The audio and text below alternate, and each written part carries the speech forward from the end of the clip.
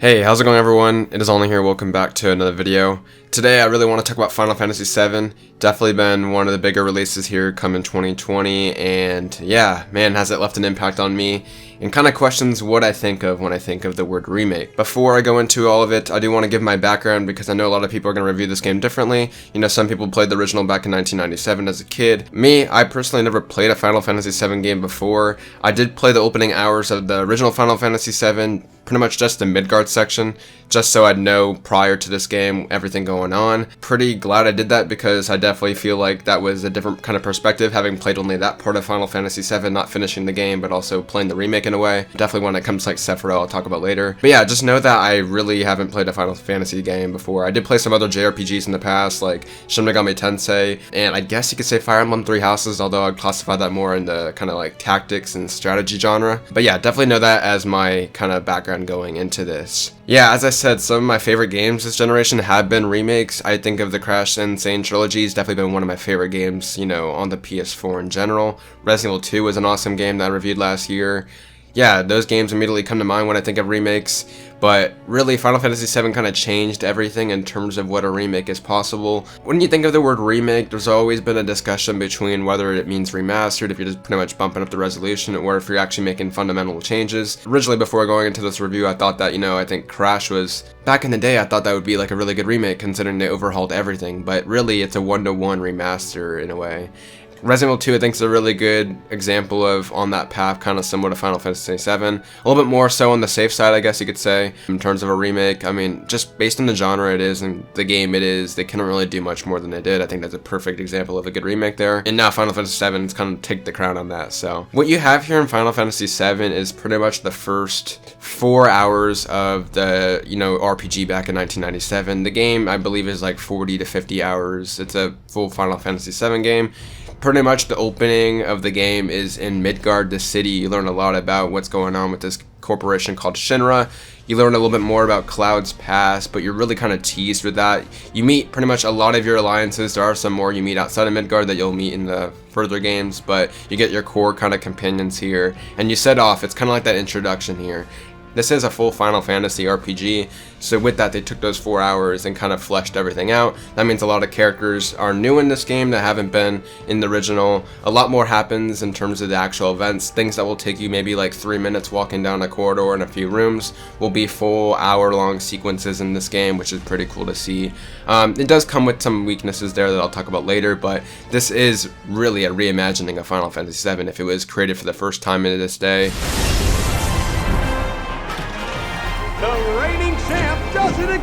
I want to talk about gameplay because I think gameplay is kind of like one of the more fascinating aspects in terms of how they took that gameplay loop from the original and made it fit in today's standards. They said that, going in, they wanted to make it a real-time action game, so obviously you're not going to be, doing a full turn-based, which I'm really glad they went for that design. But instead, bringing back those iconic moves and adding some strategy to it, they make it so you pretty much use your basic attacks in, fundamental combat just as their kind of core gameplay loop with all of your characters. But you earn these things called ATB, which is pretty much a turn, basically, back in the JRPG. And pretty much, once you enter your ATB is when you can use items, it's when you can use spells, it's when you could do more advanced tactics that you learn through as you progress and level up your weapons. There also is like a lot of skill trees for those weapons, which is pretty cool, and it's actually one of the only times I didn't mind going in the menu and actually, kind of focusing on that stuff, because you really do get a cadence to how you want to build these characters out and how they kind of synergize with your other characters, which is really cool to see. Yeah, it's a full RPG. They overhauled the gameplay, and it's addicting as hell. I think this is definitely one of the best, playing games I played since DMC5 last year, where I just don't want to put it down, and I enjoyed it just as much as the story. I was looking forward to these multi-phase bosses just as much as I would to the story that I knew was coming up since I played the original, at least the opening hours. So I knew kind of those story beats, but also the bosses that they threw in. Just these classic bosses that were pretty simple back in 1997 that were still impressive.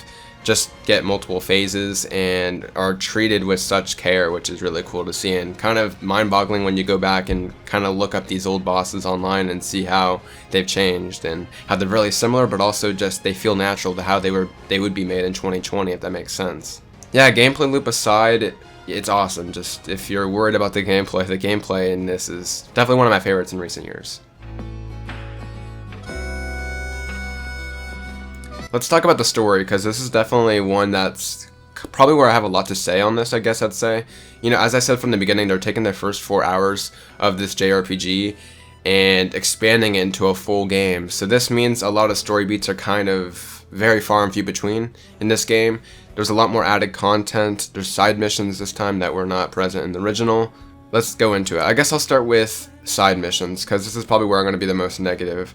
Side missions are really complicated for me, because I do feel like they help flesh out the slums and Midgar as a whole and know this community, but at the same time the side missions are pretty trash, at least in the opening hours and the very first section of the game, where you get opened up to this, you know, cadence of being able to help out the slums and building your name.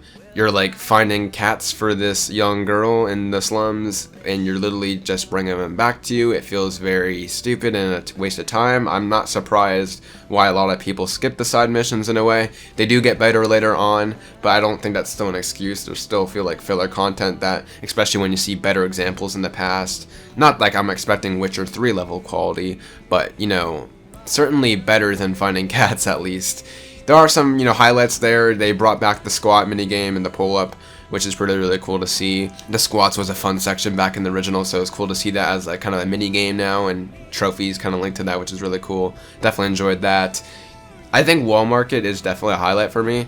I'll probably show a little bit of footage here. It's definitely this town that's, you know, leaves an impact on you. It's definitely one of the highlights of Midgard back in the original, but they expanded out. The music's so good in this game with that, you know, location in general. There's so many iconic characters there now, you know, that weren't in the original but are now in here in the remake, that, like, if I go back in the original, I'm going to be, like, wishing I played the remake instead, because of so many, you know, better characters, I feel. A lot more of a fleshed out kind of journey in this section. You're here for a couple hours if you choose to do the side missions. That being said, of course, as I said, you know, when you get open to these little environments, you're going to waste probably a few hours. I say waste kind of loosely depending on how you view the side missions, but it does make the story kind of feel like certain chapters will be very story oriented, but at certain chapters when it opens up a bit, it's literally going to be a couple hours of your playthrough of just helping out and trying to get, you know, I recommend doing these side missions because they do give you good content in terms of like materia, which is what you use to pretty much add abilities and spells onto your weapons and accessories. So I definitely recommend doing them, and it's kind of annoying because you want to do them, but you also want to progress through the main story. I totally get why people would skip them. I personally didn't skip them because I knew the original story of the Final Fantasy VII. I knew I wouldn't be back here in Midgard, obviously, so I wanted to finish it before I saw the credits roll. I do like some of the extra content in this game, I will say that. Like, I feel like Jessie in particular was a character that hardly talked in the original but got super fleshed out. There's a sequence where you literally visit her parents in this one, which is a sequence that's completely absent from the original. You see her parents, you get to learn more about the upper class in Shinra that you didn't really get to see that much in the original. It was really cool to see. I felt that was really good world building and was one of my favorite sections of the game, especially later on in that mission. There's new villains and new kind of characters that I totally like, and I can't wait to see in future parts of the game. That's pretty cool in terms of world building as well. I guess if you've seen the trailers, you know that Sephiroth is pretty heavily involved in this game, at least, you know, based on what Square has put out to you. And yeah, he is. It's really weird because obviously I did play the Midgard section of Final Fantasy VII, but Sephiroth is a character that you don't really learn about until you get to other places like Kalm and later on and start to learn more about him. So I played up until about Kalm, which is when I started learning about his backstory and who he is. But in this game, they start mentioning him and showing him quite early on, which might be jarring for a lot of new players, which is even jarring to me when I barely know much about him besides just kind of his opening introduction and his motive. Was a weird decision for sure, but I guess I know why. It's easy marketing if you put Sephiroth in there. Yeah, overall I think the story's pretty similar. I mean, it is a remake. I'm not going to talk about too much in terms of, you know, obviously spoiler content because this is a spoiler-free review. I was happy with the direction they went, and I feel like they did a really good job with the remake in this.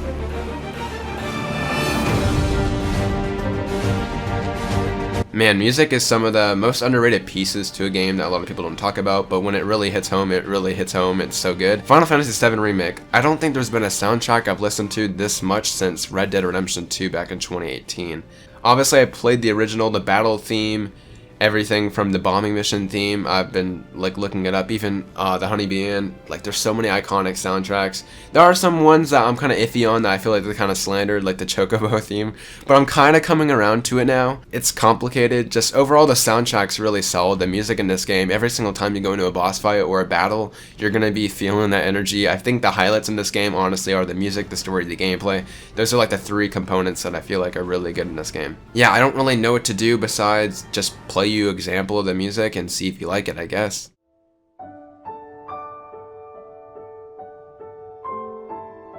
Cloud, man, Cloud is so fucking good in this game. They add some sequences that are later on in like what eventually will be like the part 2 of this remake. You learn a little bit more about Cloud just by the nature of Sephiroth being in this game as well. Yeah, just all the characters feels so fleshed out. Barrett's really good. In particular, he feels just like he was back in 1997. Obviously, I'm saying that as someone that played the original like last year. Tifa's awesome. Marlene's great because she wasn't really too, focused on in the original. She has some really good scenes in this one. Aerith also. Aerith's really, really good. If I played the original now, I'd be hearing these voices. Like, they did such a good job of casting and adding depth to this world. And as I said, like, characters that hardly talked in the original are fully fledged out. Like, you really care for them. It's just awesome to see, man. Cloud in particular, like, just having this game be multiple parts. You already love Cloud by, like, the middle of this game. So, just knowing that you're going to be on this adventure for, like, probably at least 100 more hours, it's just awesome. I definitely been playing the original and going past where I was, after the remake, and just seeing Cloud act as he does in that one, I'm just like, they did such a good job with him, making him still feel the same and his same actions feel like the same. Like the dialogue in particular, the choices that they give you, they're both Cloud. They're not that far off, but they're, far off enough that gives you a choice. Like, they know Cloud like the back of their hand. They're not ruining any of the characters. It's just so good, man. It's honestly so good. As you guys know, graphics to me doesn't really matter that much.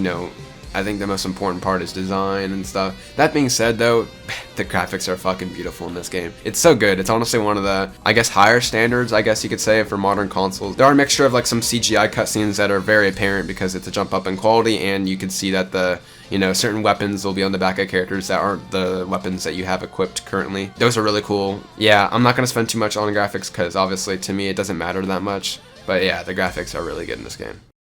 I guess that leaves it up to my review. There's nothing really I haven't hit upon on this review. Final Fantasy VII Remake, do I recommend it? Hell yeah, I do. I definitely recommend picking it up. Whether you're waiting for PC or Xbox One versions, because those are going to come in April of 2020 most likely, or you pick it up on PS4, you're going to have a good time with it. There's no really worry here about not getting the full story. They add too much content, and not even a story about content, just so much quality in this game. I'm so glad they didn't do it any other way, honestly. Like, I'm so glad Midgard's explored the way it was. I'm so glad that the choices they went for this game, in particular the combat going forward, is such a good foundation, and maybe they change some stuff down the road. I'm not even fine if they just keep it the same. Such a good combat loop there. I definitely really recommend it, especially in these times right now where a lot of people are home. Honestly, I don't think there's a better game besides like Animal Crossing to play right now. Pick up Final Fantasy VII Remake. Even if you're not into JRPGs, as I said, if you don't have that kind of background, this game is fairly linear. It's still not like a big open world RPG. It still kind of feels very linear like most story games, but adds those kind of cadence and choices that I feel like it's a really good, JRPG to start with. Just know that the story is kind of weird if you haven't played the original, because it is stretching that story from the first 3 hours across, 30 hours. I definitely have some friends that haven't played the original that were kind of messaging me like, I don't understand what the end game is in this, because you don't really know what the end kind of goal is in this game, really. It kind of just all happens naturally, and that's fine for the original when it's within 3 hours, but when it's happening within 30 hours, that is a little weird. Just stick with it. You'll understand as you go on. I definitely recommend playing it. And yeah, besides that, make sure to let me know what your thoughts are on the game if you've been playing it. I really want to know. I've seen a lot of people on my friends list. It's been a massive hit. It's nice to see, honestly. I can't wait to see where they take it going here. And yeah, I've been Online or Brandon, as I said. I'll see you guys in the next video. Make sure to follow me on Twitter. All that good stuff, of course, as always. And maybe leave a like. I'll see you guys in the next video. Take care.